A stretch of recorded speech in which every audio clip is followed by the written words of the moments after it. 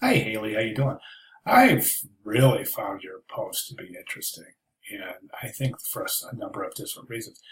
See this piece right here?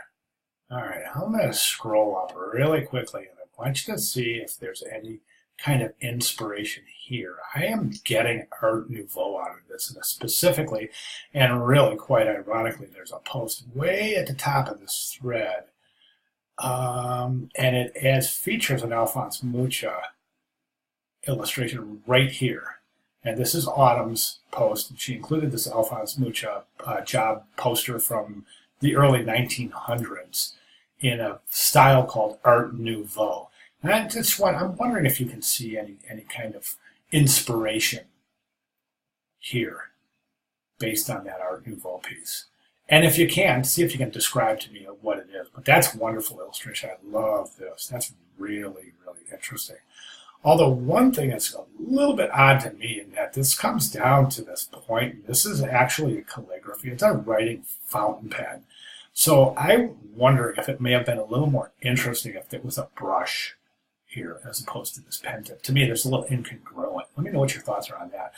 This is a fantastic, really a fantastic um, illustration. And to me, the coolest thing about this illustration is the sense of depth that's created without being generally a flat design. Flat design means there's no gradients involved at all. It's flat color everywhere. The way it's layered, though, really provides a lot of volume, depth, and really nice volume right through here based on just these kind of layered solid colors. And to me, that's really interesting. Let's jump to your bag example, and I'm in love with this particular style. Now it's very digital in that I think that the one part that really doesn't fit is this background.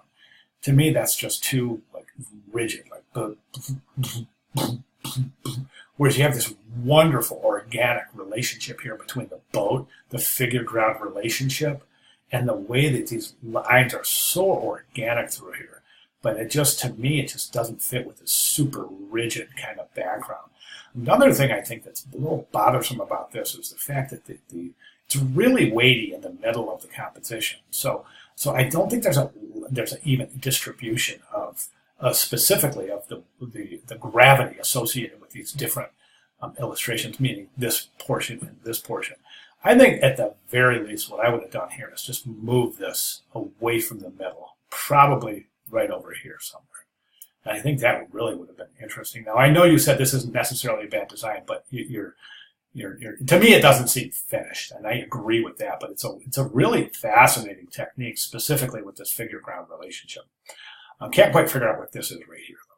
It can't be a shadow because that would, I mean, it obviously is. It's indicating a light source, but the light source would be right over here. That doesn't make sense. Wouldn't the light source be up here somewhere in the sky? That makes sense, which means this shadow should be cast this way.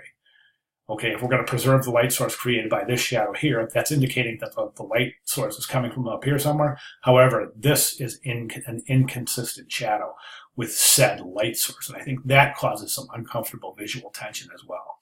All right, so anyways, great job. I really appreciate your post here and your writing. Thank you very much. Good job.